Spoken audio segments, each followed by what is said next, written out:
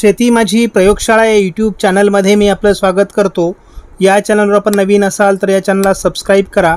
या चॅनलचे नवनवीन व्हिडिओ पाहण्यासाठी बेल आयकॉन नक्की दाबा। आपणास व्हिडिओ आवडल्यास लाईक आणि शेअर अवश्य करा।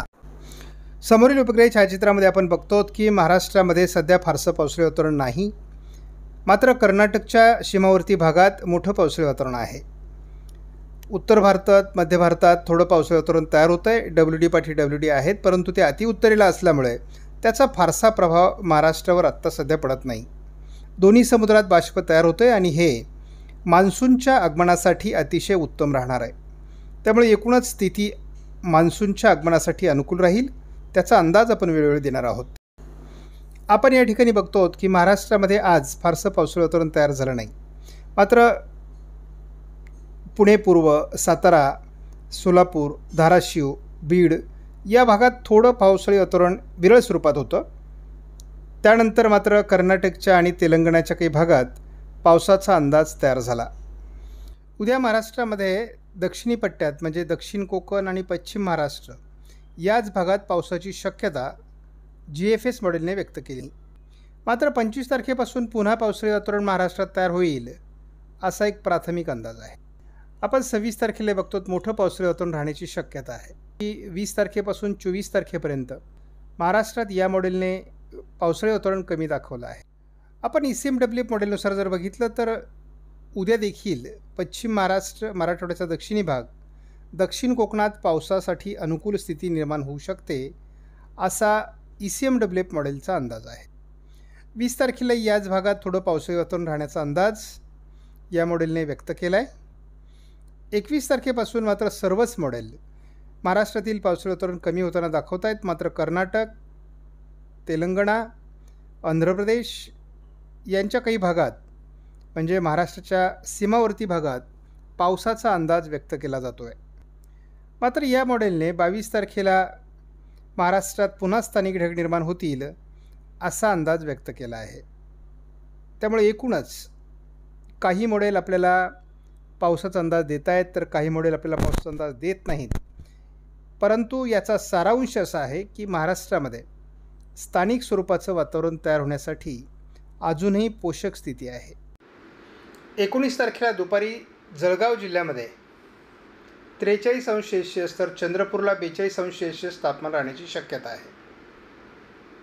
इतरही बहुतांश जिल्ह्यांमध्ये 40°पेक्षा जास्त तापमान असणार आहे। त्यामुळे सध्या महाराष्ट्रामध्ये उष्णतेची लाट आहे। या काळात आरोग्यास धोका निर्माण होण्याची शक्यता असते, त्यामुळे सर्वांनी काळजी घ्या। आपण दररोज दुपारी 2 वाजताचा जर अंदाज बघितला तर 1° तापमान उतरणार आहे। मात्र सांगली, सोलापूरला 40° म्हणजे बहुतांश जिल्ह्यांमध्ये 39 ते 40°C तापमान राहील, तर चंद्रपूर, नागपूर आणि जळगाव या ठिकाणी 41°C तापमान राहणार आहे। आपण बघतो की 21 तारखेला या वातावरणात अजून 1% घट होणार आहे। सर्वत्रच नागपूर आणि चंद्रपूरचा 41°C किंवा नांदेडचे 41°C तापमान असलं तरी इतरत्र 1% घट होण्याची शक्यता आहे। आपण बघतो की नांदेडला 41°C तर सांगलीला 40°C, अकोला, नागपूरला 40°C तापमान आहे। म्हणजे उष्णतेची लाट कायम राहील, परंतु त्याची तीव्रता 1-1 कमी होत जाण्याची शक्यता आहे। या मॉडेलने जर आपण पुढील अगदी 10 दिवसापर्यंतचा एकत्रित अंदाज बघितला तर थोडं कोल्हापूर, सांगलीच्या दरम्यान पावसाळी वातावरण दाखवलं आहे। नांदेडच्या पूर्व भागात किंवा चंद्रपूरच्या आजूबाजूने हलक्या पावसाचा अंदाज दिला आहे। त्यामुळे महाराष्ट्रात लगेचच मोठ्या पावसाचं वातावरण दाखवण्यात येत नाही। आज केवळ पश्चिम महाराष्ट्राच्या काही जिल्ह्यांमध्ये पावसाळी वातावरण होतं, फारसा प्रभाव वातावरणात जाणवला नाही। उद्या देखील थोडं पावसाळी अधिक वातावरण चंद्रपूर आणि नांदेडच्या दरम्यान तयार होण्याची शक्यता आहे, परंतु आजच्या तुलनेत उद्या महाराष्ट्रात बऱ्याच ठिकाणी पावसाळी वातावरण तयार होईल असा एक प्राथमिक अंदाज या मॉडेलने दिलेला आहे। सांगली, सोलापूर, सातारा भागात याचा प्रभाव थोडा जास्त राहण्याची शक्यता आहे।